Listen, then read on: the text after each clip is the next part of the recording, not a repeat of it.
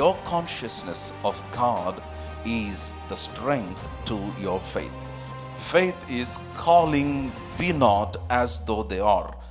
నీకు యూనివర్సిటీస్ ఇస్తానని చెప్పాడు ఆయన, నీకు కాలేజెస్ ఇస్తాడని చెప్పాడు, నువ్వు ఒక ఆంటర్ప్రెన్యూర్గా ఉండాలని దేవుడు చెప్పాడు, నీ ద్వారా కొన్ని వేల మందికి ఉపాధి కలగాలని దేవుడు చెప్పాడు. కానీ ఇక్కడ చూస్తేనేమో బ్యాలెన్స్ లేదు, అకౌంట్లో ఏమి లేదు, కనెక్షన్స్ లేవు. బయట చూస్తే రాజకీయం, బయట చూస్తే కుల వివక్ష, బయట చూస్తే ప్రతికూల పరిస్థితులు, కాంపిటీషన్ మార్కెట్లో చాలా ఘోరంగా ఉంది. కొత్తగా వచ్చాడని తొక్కేసే అనుభవాలు, పరిస్థితులు చాలా ఘోరంగా ఉన్నాయి. Now the word has the power to produce by itself. తాను విశ్వసించిన దేవుని ఎదుట అనగా, now he's trying to explain, అనగా మృతులను సజీవులుగా చేయువాడు. హల్లెలూయా.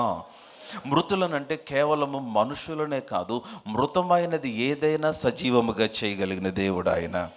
నీ ఆర్థిక పరిస్థితి అవ్వచ్చు, నీ యొక్క ఆరోగ్య పరిస్థితి అవ్వచ్చు, నీ కుటుంబ పరిస్థితి అవ్వచ్చు, మృతమైన ప్రతిదీ, anything that is dead in your life, I'm telling you, God can bring it back to life again. మృతులను ఏమనుంది, సజీవులనుగా చేయవాడును.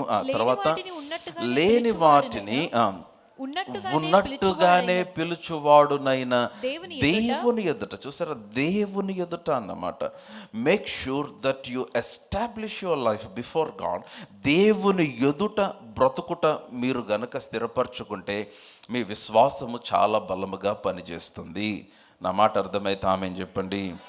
పరిస్థితులు ఎదుట కాదు, మనుషుల ఎదుట కాదు, లేకపోతే మీకున్న వాటన్నిటి ఎదుట కాదు. That you know and know that God is with you, that God is with you. దేవుడు ఆయన గుర్చిన గమనం, that consciousness itself will strengthen your faith. So విశ్వసించు దేవుని ఎదుట మృతులను సజీవులుగా చేయవాడు, లేని వాటిని చెప్పాలి, లేని వాటిని ఉన్నట్టు. This is faith. విశ్వాసం అంటే ఇదే. నేను మరలా చెప్తున్నాను, విశ్వాసం అనగా లేనివి ఉన్నట్టుగా పిలుచుట. Faith is calling, be not as though they are. చాలామంది ఉన్నది లేనట్టుగా పిలుస్తారు, కాదు, లేనిది ఉన్నట్టుగా పిలవాలి. సే ఫర్ ఎగ్జాంపుల్, మీకు క్యాన్సర్ ఉందో అనుకోండి, ఎవరైనా ఉన్నవారు ఉంటే బయటగా ఎక్కడ మీరు పలకాల్సింది ఏంటంటే ఐ డోంట్ హ్యావ్ క్యాన్సర్ అని కాదు, ఉన్నది లేదని కాదు విశ్వాసము చెప్పేది. విశ్వాసము ఉన్నది లేదని చెప్పదు. చాలామంది ఫెయిత్ కన్ఫెషన్ అంటే I believe I don't have cancer. కాదు, అది కాదు చెప్పాల్సింది. That's not faith, that's not faith. Faith is not calling. విశ్వాసం అనగా ఉన్నది లేదని చెప్పటం కదా. విశ్వాసం అంటే లేని వాటిని ఉన్నట్టుగా పిలుచుట. నీకు లేనిది ఏంటంటే ఆరోగ్యము, నీకు లేనిది ఏంటంటే స్వస్థత. కనుక you need to call fourth healing, you need to call fourth health. నువ్వు స్వస్థతను, ఆరోగ్యమును నువ్వు పిలవాలి. Come on, hallelujah. You should say I have health, I have divine health, I'm healed of the lord. నేను దేవుని చేత స్వస్థత పొందిన వ్యక్తిని, నేను దైవికమైన ఆరోగ్యమును కలిగిన వ్యక్తిని. ఏమవుతుందంటే లేని వాటిని ఉన్నట్టుగా అది అది అది అది ఎక్కడి నుండి వచ్చిన ప్రిన్సిపల్ అంటే దేవుని యొద్ద నుంచి వచ్చిన ప్రిన్సిపల్. మీరు వచ్చినను గమనించిన 17వ వచనము, లేని వాటిని ఉన్నట్టుగానే పిలుచువాడు. ఎవరైనా దేవుడు చెప్పాలి. ఎవరైనా ఆయన ఆకాశమును భూమిని సృష్టించినప్పుడు, శూన్యముగా ఉన్నప్పుడు, నిరాకారముగా ఉన్నప్పుడు, ఆ లేని ఆ పరిస్థితిని చూసి వెలుగు కమ్మని పలికాడు, వెలుగు కలిగింది. కమ్ ఆన్, హల్లెలూయా. సో లేని వాటిని ఉన్నట్టుగా that's how God works, that's how faith works. విశ్వాసం పనిచేసే విధానం అదే. What you do not have, call fourth by faith. నీ దగ్గర లేనిది విశ్వాసము ద్వారా నీవు పిలవాలి. కమ్ ఆన్, హల్లెలూయా. సో కనుక లేని వాటిని ఉన్నట్టుగానే పిలుచువాడైన దేవుని ఎదుట అతడు మనకందరికీ ఏమై ఉన్నాడు, తండ్రి అయి ఉన్నాడు. చదవమా తర్వాత ఇందును గూర్చి నిన్ను అనేక జనములకు తండ్రినిగా నియమించితిని అని రాయబడి ఉన్నది. చూసారా, already it is a past tense. నిన్ను నియమించితిని అన్నాడు దేవుడు.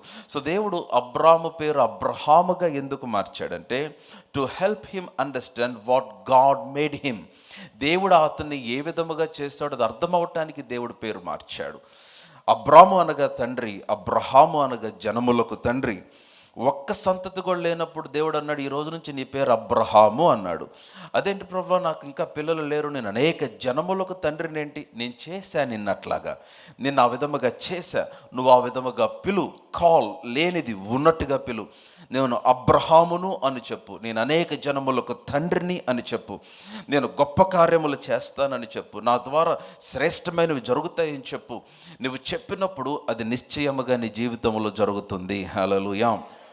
Are you all following? అర్థమవుతుంటే ఆమె చెప్పండి.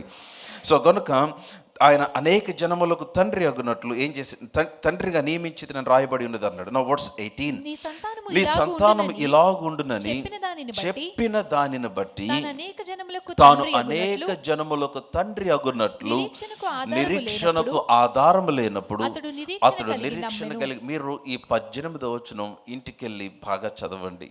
ఈ వారమంతా ఈ 18వ వచనాన్ని ధ్యానం చేయండి. మీ విశ్వాస జీవితం సంపూర్ణంగా మార్చబడుతుంది. నేను ఆ 18వ వచనములో నేను 3 మాటలు మీకు జ్ఞాపకం చేస్తాను.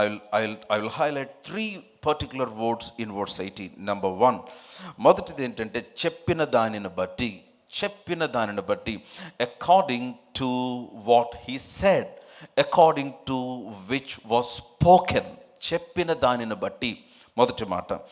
రెండవ మాట ఏంటంటే అగునట్లు అన్నమాట. తెలుగు బైబిల్లో అగునట్లు అన్నమాట మీకు కనపడితే ఆమె చెప్పండి. ఇంగ్లీష్ బైబిల్లో దట్ యు మైట్ బికమ్ అన్నమాట. బికమ్ అన్నమాట, అగునట్లు. అండ్ నెంబర్ 3, మూడోది ఏంటంటే నమ్మెను. నమ్మెను. సో ఇప్పుడు ఈ 3 మాటలు తెలుగులో మీరు కలిపి చదివితే చాలా బ్యూటిఫుల్గా ఉంటుంది. చెప్పిన దానిని బట్టి, అగునట్లు, నమ్మెను. మీకు అర్థమైందని నేను చెప్పింది? అర్థమవుతుంటే అందరూ ఆమె చెప్తారా? Say I'm teaching the word of God. నేను దేవుని వాక్యాన్ని మీకు బోధిస్తూ ఉన్నాను. నేను చెప్తున్నాను, దేవుని మహిమ కొరకు చెప్తున్నాను. మీరు ఇక్కడ వినేవి బయట ఎక్కడో దొరకవు మీకు. నేనేం ఫీల్ అవ్వలేదు, మరలా చెప్పచ్చు, ఆమె చెప్పచ్చు. కమాన్, యా. చెప్పిన దానిని బట్టి, నా దేనిని బట్టి? అబ్రహాము చూడండి, నేను చదువుతాను ఇప్పుడు 19వ వచనంలో, అతడు రమారమి 100 ఏండ్ల వయసు. నెంబర్ 1, 100 ఏండ్ల వయసు. నెంబర్ 2, తన శరీరము మృతతుల్యమైపోయింది. His body was as good as dead. మృతతుల్యమైపోయింది. అండ్ నెంబర్ 3, శారా గర్భము కూడా మృతతుల్యమైపోయింది. అంటే అసలు వీరు దేని కొరకు ఎదురు చూస్తున్నారంటే సంతతి కొరకు ఎదురు చూస్తున్నారు, కుమారుడు కొరకు ఎదురు చూస్తున్నారు వారు. కానీ మీకు తెలుసు కదా, అబ్రహాము దేవునికి కొంచెం హెల్ప్ చేద్దాం అనుకొని శారాని కాకుండా హాగర్ని సెట్ చేసి ఇష్మాయిల్ని కంటే దేవుడు వచ్చి చాలా స్ట్రైట్గా అబ్రహాంతో మాట్లాడి, కాదు బాబు, శారా గర్భమును పుట్టేవాడే నీ సంతతి అన్నాడు. చాలా క్లియర్గా చెప్పాడు. సో కాబట్టి now this couple began to believe for a son. వీరిద్దరు కలిసి సంతానం కొరకు నమ్ముతున్నారు. అయితే వారు నమ్ముచున్న దానికి ఏది సహకరించే పరిస్థితి లేదు. మీరు చూడండి 19వ వచనంలో, అతడు 100 ఏండ్ల వయసు కలిగి ఉన్నాడు. 100 ఏండ్ల వయసులో సంతానం కలుగుతుందా? Yes or no? అవకాశం లేదు. అయితే అంతేకాదు, తన శరీరము మృతతుల్యమైపోయింది. ఎనేబుల్, అసలు ఏమాత్రము కూడా అవకాశం లేదు. అంతేకాదు, తన భార్య శారా గర్భము కూడా మృతతుల్యమైపోయింది. కానీ వీటన్నిటి మధ్య, మృతతుల్యమైపోయిన పరిస్థితి మధ్య, అది జరగదు, అయిపోయింది, టైం అయిపోయింది, డేట్ అయిపోయింది, ఆపర్చునిటీస్ అయిపోయినాయి, డోర్స్ క్లోజ్ అయిపోయినాయి, అసలు ఏమాత్రము కొంచెము కూడా నిరీక్షణ, హోప్ కనపడని సమయంలో 18వ వచనం చేశాడు అబ్రహాం. ఏం చేశాడంటే, అతడు చెప్పిన దానిని బట్టి. కమాన్, హల్లెలూయా. ఎవరు చెప్పారు అబ్రహాముకి? దేవుడు చెప్పాడు. ఏమి చెప్పాడు అబ్రహాముకి? నిన్ను అనేక జనములకు తండ్రినిగా నేను ఏం చేశానన్నాడు? నియమించాను అన్నాడు. హల్లెలూయా.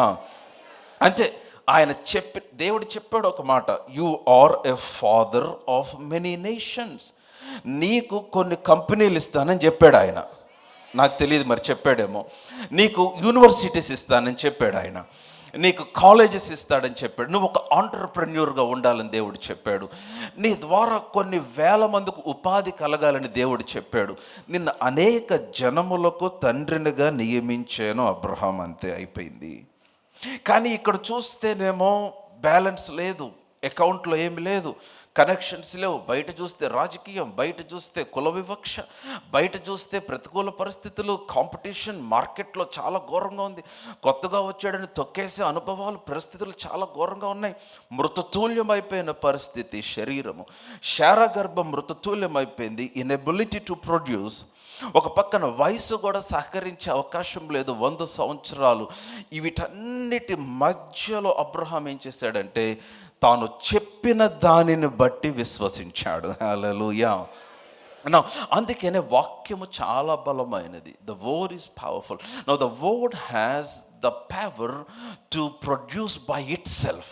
వాక్యములో ఒక శక్తి ఉంది, ఏంటంటే తనంతట అదే పుట్టించగలుగుతుంది నీ కొరకు. అందుకనే దేవుని వాక్యం అన్నాడు. Come on, hallelujah. The word can produce by it self. The word can produce. The word has creative power. ఈ వాక్యములో సృజనాత్మకమైన శక్తి దాగి ఉన్నది. కమ్ ఆన్, అర్థమవుతుంటే ఆమేన్ చెప్పండి. సో అబ్రహాం ఏం చేశాడంటే 18వ వచనం చదువుతున్నాను నేను. తాను చెప్పిన దానిని బట్టి, ఇందాక నేను చెప్పిన మాట అదే, చెప్పిన దానిని బట్టి తను అనేక జనములకు తండ్రి అగునట్లు అన్నమాట. కనపడిందా మీకు? అగునట్లు ఏం చేశాడు అతడు? నిరీక్షణకు ఆధారం లేనప్పుడు 18వ వచనంలో, అంటే నిరీక్షణ కాదు, మీకు అందరికీ వచనం అర్థమవుతుందని నేను నమ్ముతున్నాను. నిరీక్షణకు ఆధారం లేనప్పుడు ఏం చేశాడు? నిరీక్షణ కలిగి నమ్మెను. హల్లెలూయా. అనగా తనలో విశ్వాసమును కలుగు చేసింది ఏంటంటే దేవుని వాక్యము. దేనిని బట్టి నమ్మాడంటే చెప్పిన దానిని బట్టి నమ్మాడు. నా ఎదుట పరిస్థితులు అట్లా లేవు, కానీ ప్రభు నాతో మాట్లాడాడు. నేను వెళ్ళిన ప్రతి హాల్లో నుంచి నన్ను తరిమేశారు. గుంటూరులో ఫెయిత్ సెంటర్ స్టార్ట్ చేసిన తర్వాత ఇబ్బంది పెట్టారు. ఇక్కడ ఉండొద్దు, అక్కడ ఉండొద్దు అని బలవంతంగా, చాలా విపరీతంగా హ్యూమిలియేట్ చేయడానికి ప్రయత్నించారు. నేను ఉంటున్న ఇంటి పరిస్థితి కూడా అట్లాగే సాతాను శోధించడానికి ప్రయత్నించేశాడు. కానీ ఆయన వాగ్దానం ఇచ్చాడు, నీవు ఎరుగని ప్రజలు నీ యొద్దకు వస్తారన్నాడు, నీవు పిలువకుండానే నీ యొద్దకు వస్తారు అన్నాడు ఆయన. దేవుడు నాతో మాట్లాడాడు ఆ మాట. నా వాక్యంలో నేను డే టు టైం రాసి పెట్టుకొని ఉన్నాను. యెహోవా నిన్ను మహిమపరచగా ప్రజలు చూసి పరిగెత్తుకొని వస్తారన్నాడు. దేవుడు ఒక మాటతో పంపించాడు ఈ ప్రాంతానికి. ఆయన చెప్పిన దానిని బట్టి, do you have a word from God? Have you received a word concerning your situation? నీ స్థితికి, నీ పరిస్థితికి సంబంధించిన ఒక వాక్కును పొందుకున్నావా? ఎక్కడి నుంచి పొందుకోవాలి పాస్టర్ గారు? నీ గదిలోనికి దేవదూత వచ్చి మాట్లాడండి, నీ కల్లోకి నేను వచ్చి మాట్లాడను, లేకపోతే పడుకున్నప్పుడు ఆకాశం అంతా తెరవబడి ఒక్కసారిగా ఏదో పెద్ద స్వరం నీ యొద్దకు రాదు. ఎట్లాగో నువ్వు వాక్కును పొందుకుంటావంటే మోకరించి బైబిల్ తెరిచి ఎదురు పెట్టుకొని ధ్యానించటం ఆరంభిస్తే God will begin to speak with you. దేవుడు నీతో మాట్లాడటం ఆరంభిస్తాడు. Now this is the book that God speaks. ఇది దేవుడు మాట్లాడే పుస్తకం అండి ఇది. This is not just a book. వినాలి, ఇది కేవలం పుస్తకము కాదు, ఇవి కేవలం అక్షరములు కాదు. ఇది మీరు అక్షరములుగా చూస్తే మీరు చాలా మిస్ అయిపోతున్నారు. ఇది ఒక పుస్తకంగా చూస్తే మీరు చాలా మిస్ అయిపోతున్నారు. ఇది తెరిచిన ప్రతిసారి you should expect that you will here a voice from heaven. పరలోకం నుంచి నువ్వు ఒక స్వరము నువ్వు వింటావు అన్న ఆశతో కనుక ఈ పుస్తకాన్ని తెరిస్తే దేవుడు నిశ్చయముగా నీతో మాట్లాడతాడు. హల్లెలూయా. నా మాటలు అర్థమవుతుంటే హల్లెలూయా. So once you receive the word from God, దేవుని యొద్ద నుంచి ఒక్కసారి ఒక మాటను పట్టుకో. ఆ చెప్పిన దానిని బట్టి 18వ వచనంలో అతడు అగునట్లు నమ్మెను. అబ్బా, నాకు చాలా బాగుంది అన్నమాట. He believed so that he might become. He believed so that he might become. He believed so that he might become. అతడు అగునట్లు నమ్మాడు. No, you can believe to be an entrepreneur so that you might become an entrepreneur. నువ్వు ఒక మంచి వ్యాపారవేత్త అగునట్లు నమ్ము, ఆ విధముగా దేవుడు చేస్తాడు. నీవు ఒక మంచి ఉన్నతమైన వ్యక్తిగా అగునట్లు నమ్ము, ఆ విధముగా దేవుడు నీకు చేస్తాడు. కమ్ ఆన్, హల్లెలూయా. సో ఇదంతా దేనిలో నుంచి వచ్చిందంటే అతడు చెప్పిన దానిని బట్టి. All came from the word. దేవుని వాక్యము. సో ఈ వాక్యమును తీసుకొని you need to meditate over it. ఆ వాక్యమును ధ్యానించాలి. నేను రెండు వచనాలు చూపించి నేను ప్రార్థన చేసేస్తాను ఈరోజు. Now you need to meditate over the word of God. దేవుని వాక్యమును మీరు చదవాలి. సో మెడిటేషన్ అన్న మాట మొట్టమొదటిసారిగా బైబిల్లో ఆదికాండం 24వ అధ్యాయంలో కనిపిస్తుంది. ఆదికాండం 24వ అధ్యాయము. అబ్రహాము తన కుమారుడైన ఇస్సాకుకి ఒక భార్యను చూడమని తన దాసుడిని పంపించాడు. యాక్చువల్గా మనకు తెలిసిన అబ్రహాము దాసుడి పేరేంటి చెప్పండి? ఎలియాజరు. కానీ రిబ్కాని వెతకటానికి వెళ్ళినప్పుడు దాసుని పేరు రాయబడ్డ వాక్యంలో దాసుని పేరు రహస్యంగా ఉంచబడింది. సో బైబిల్ పండితులు ఏమని నమ్ముతారంటే, నేను కూడా ఏమి నమ్ముతానంటే, he is the Holi Spirit that is helping Abraham to find his daughter in law, తన కోడల కొరకు. నా 24వ అధ్యాయం చూడండి. 24వ అధ్యాయము 62వ వచనం నేనే చదివితే బెటర్ అనుకుంటున్నాను. 62వ వచనం. ఓకే. ఇస్సాకు బయర్ లహాయి రోయి మార్గమున వచ్చి దక్షిణ దేశమందు కాపురం ఉండెను. మీకు కనపడితే ఆమేన్ చెప్పండి. సాయంకాలమున ఇస్సాకు పొలములో ధ్యానింప బయలు వెళ్ళి కనులెత్తి చూచినప్పుడు ఒంటెలు వచ్చుచుండెను. మీరు ఈ వచనం అండర్లైన్ చేసుకోండి. 63వ వచనం. సాయంకాలమున ఇస్సాకు పొలము లోకమునకు సాదృశ్యము. లోకములో విశ్వాసి చేయాల్సిన పని ఏంటంటే ధ్యానించాలి. ఏవి ధ్యానించాలంటే వాక్యమును ధ్యానించాలి. You need to meditate the word of God in the world. మనము లోకంలో ఉన్నాము కానీ లోక సంబంధులము కాము. లోకము నుంచి మనల్ని ప్రత్యేకపరిచేది, లోకంలో జరుగుతున్నవి ఏవి కూడా మీ పైన ప్రభావము లేకుండా, ఎఫెక్ట్ లేకుండా మిమ్మల్ని భద్రపరిచేది ఏంటంటే మీ వ్యక్తిగత వాక్య ధ్యానము మాత్రమే. హల్లెలూయా. నౌ వర్స్ 23 భాగం 63 సాయంకాలమున ఇస్సాకు పొలములో ధ్యానింప బయలు వెళ్ళి కనులెత్తి చూచినప్పుడు ఒంటెలు వచ్చుచుండెను. రిబ్కా కనులెత్తి ఇస్సాకును చూచి ఒంటె మీద నుండి దిగింది. కమ్ ఆన్, హల్లెలూయా. So for all the young people here is a tip from the word. యవనస్తులందరికీ, రిబ్కాల కొరకు ఎదురు చూస్తున్న ఇస్సాకులకి, ఇస్సాకు కొరకు ఎదురు చూస్తున్న రిబ్కాలకి ఒక మాట: if you want to find a godly life partner, నిజముగా దైవికమైన ఒక జీవిత భాగస్వామిని నువ్వు పొందాలనుకుంటే, this is a serious instruction. Go and begin to meditate the word of God day and night. రాత్రింబగళ్ళు కూర్చొని దేవుని వాక్యాన్ని ధ్యానించడం ఆరంభించండి. పాస్టర్ గారు, వాక్యం ధ్యానిస్తే సంబంధం వచ్చేస్తుందా? ముందు మీరు ధ్యానించిన తర్వాత కనపడండి. నాకు 1 సంవత్సరం తర్వాత, మీరు ధ్యానించి ఒక 6 నెలల తర్వాత కనపడండి. దేవుని వాక్యం ఎలా మీ పక్షంగా పనిచేస్తుందో. సంబంధాలు వెతకద్దని కాదు, you begin to search. But how do you recognise, how do you locate? By the help of the Holi Spirit. నేను చెప్తున్నాను, మీరు వాక్యం ధ్యానించడం ఆరంభించండి. All the young people say loud amen. Right. మీరు వాక్యమును ధ్యానించడం ఆరంభించండి. Begin to meditate day and night. రాత్రింబగళ్ళు దేవుని వాక్యాన్ని ధ్యానించడం ఆరంభించండి. మీ ఒంటెలు మీ దగ్గరకు రావటం స్టార్ట్ అవుతాయి. కమ్ ఆన్, హల్లెలూయా. ఏం హల్లెలూయా బాలేదు మీద. కమ్ ఆన్, హల్లెలూయా చెప్పండి. My camels are coming. మీ ఒంటెలు వస్తున్నాయి. ఆ ఒంటె మీద నీ ప్రొవిజన్, ఆ ఒంటె మీదే నీ జీవిత భాగస్వామి, యువర్ లైఫ్ పార్ట్నర్, ఆ ఒంటె మీదే నీవు దేని కొరకైతే నమ్ముచున్నావని ఎద్దుకు తీసుకొని రాబడుతూ ఉంది. సో ఇస్సాకు సాయంకాలం మన పొలములో ధ్యానింప బయలు వెళ్ళాడు. దేవుడు తన యొద్దకు రిబ్కాను తీసుకొని వచ్చాడు. సో ఈ మెడిటేట్ అన్న మాట గ్రీక్ భాషలో మెలిటావ్ అన్న మాటలో నుంచి రాయబడింది. మెలిటావ్, MELITAV. మెలిటావ్ అంటే అర్థం ఏంటంటే టు ఇమాజిన్, నీవు ఊహించుట అని అర్థం. To imagine. అండ్ నెంబర్ 2, రెండోది అర్థం ఏంటంటే టు విజువలైజ్, నీవు దృశ్య రూపకములో చూచుట. To meditate means to visualise. నువ్వు ధ్యానించుట అంటే నీవు దాన్ని దృశ్య రూపంలోనికి మార్చాలి. And number 3, meditation means to ponder over, దాని గురించే ఆలోచించుట, లేకపోతే నెమరు వేయుట అని అర్థము. మీరు ఒక పశువును చూస్తే, ముఖ్యంగా ఆవును, లేకపోతే ఒక బఫెలోను మీరు చూస్తే, అది గడ్డిని తీసుకొని నెమరు వేస్తూ ఉంటుంది. లోపల 5 కంపార్ట్మెంట్స్ ఉంటాయంట దానికి. ఫస్ట్ టైం నవ్వులు మింగితే ఒక కంపార్ట్మెంట్లోకి వెళ్తుంది, మళ్ళీ తీసుకొస్తుంది బయటికి, మరలా నవ్వులు మింగితే 2వ కంపార్ట్మెంట్కి, మరలా తీసుకొని వస్తుంది. చివరికి 5వ కంపార్ట్మెంట్కి వెళ్ళేసరికి మంచి న్యూట్రిషియస్ పోషకమైనవే వెళ్తాయి, మిగిలినవి బయటకు వచ్చేస్తాయి. ఆ తర్వాతే మనకి మంచి స్వచ్ఛమైన పాలు వస్తాయి. నేను ఇదంతా కూడా చదువుకొని వచ్చా, వినండి బాగా. సో కనుక నెమరు వేయటం అంటే ఏంటంటే చదవటం ఆరంభించండి. మెడిటేషన్ అంటే నెమరు వేస్తే ఏంటి? యు చూ ద వర్డ్, వాక్యమును మీరు ధ్యానించాలి.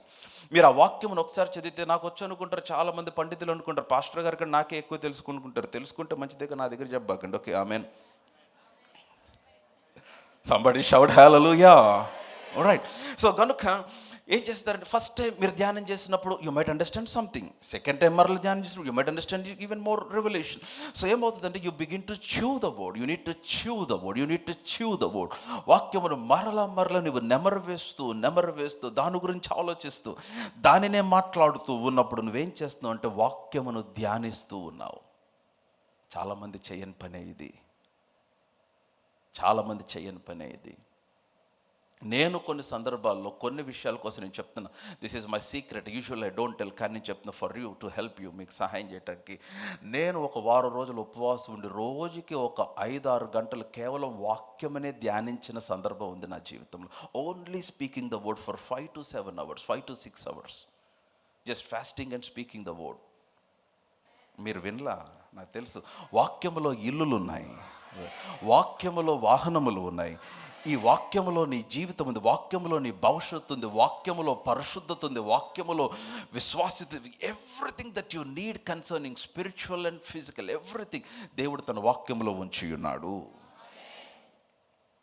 ఈ వాక్యం ఏం చేయాలంటే you need to meditate it, మీరు ధ్యానించాలి. Take time to meditate the word.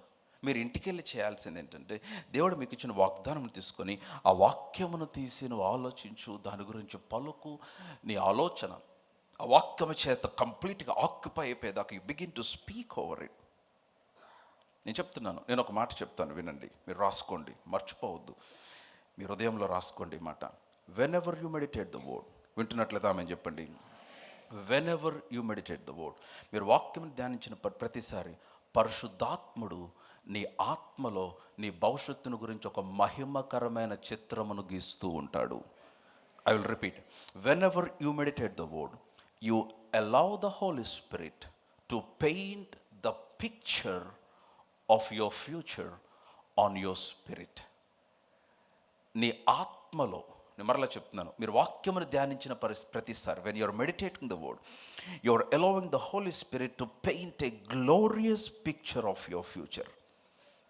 నీ భవిష్యత్తును గురించి ఒక మహిమకరమైన చిత్రమును గీయటానికి పరిశుద్ధాత్మకును అనుమతిస్తున్నావు. Hallelujah, come on loud hallelujah. నేను మరలా చెప్తున్నాను, హల్లెలూయా. I will repeat what I said. Whenever you meditate the word, మీరు వాక్యమును ధ్యానించిన ప్రతిసారి you are allowing the Holy Spirit to paint a glorious picture of your future on your spirit. నీ భవిష్యత్తును గురించి ఒక మహిమకరమైన చిత్రమును గీయటానికి పరిశుద్ధాత్మకును అవకాశం ఇస్తూ ఉన్నావు. సో ఇప్పుడు అంటే ఏం జరుగుతుందంటే, వింటున్నట్లయితే ఆమె చెప్పండి. సో మీరు వాక్యమును ధ్యానించగా పరిశుద్ధాత్ముడు నువ్వు ధ్యానిస్తున్న వాక్యములో నుంచి నీ భవిష్యత్తును గురించి ఒక మంచి చిత్రమును నీ ఆత్మలో గీస్తూ ఉండగా వినాలి. వింటున్నట్లయితే నీ ఆత్మ వర్ధిల్లుచున్న ప్రకారము నీవు అన్ని విషయంలో వర్ధిల్లుతావు. హల్లెలూయా. అంటే what's happening when you meditating the word, నువ్వు వాక్యమును ధ్యానిస్తున్నప్పుడు యువర్ స్పిరిట్ ఈస్ ప్రాస్పరింగ్, నీ ఆత్మ వర్ధిల్లుచు ఉన్నది. Without your spirit prospering, you will never prosper in life. నీ జీవితంలో నీ ఆత్మ వర్ధిల్లకపోతే నీ జీవితంలో ఇంక ఏది వర్ధిల్లవు. నీ ఫైనాన్సెస్ వర్ధిల్లవు, నీ ఫ్యామిలీ వర్ధిల్లదు, నీ మ్యారేజ్ వర్ధిల్లదు, నీ పిల్లలు వర్ధిల్లరు. You will never see prosperity in any area of your life if your spirit is not prospered. So ఈ ఆత్మ వర్ధిల్లేది ఎక్కడ? వాక్య ధ్యానములో నుంచే. నేను చెప్తున్నాను, మెడిటేషన్ రీసెట్స్ యువర్ బౌండరీస్. ధ్యానం ఏం చేస్తుందంటే నీ సరిహద్దులను మరలా తిరిగి రీసెట్ చేస్తుంది. నీ సామర్థ్యం నీ సరిహద్దు కాదు విశ్వాసి, నీ కులము నీ సరిహద్దు కాదు, నీ కమ్యూనిటీ నీ సరిహద్దు కాదు, నీ కుటుంబ నేపథ్యం నీ సరిహద్దు కాదు. నీలో ఉన్న వాక్య ధ్యానమే, your meditation of the word will be your boundary. అదే నీ వాక్య ధ్యానము. How far can you meditate the word? How deep can you meditate the word? How much time you can spend meditating the word? I am telling you, your meditation will reset the boundaries of your life. నీ వాక్య ధ్యానమే నీ జీవితం యొక్క సరిహద్దులన్నిటినీ స్థిరపరుస్తుంది. హల్లెలూయా.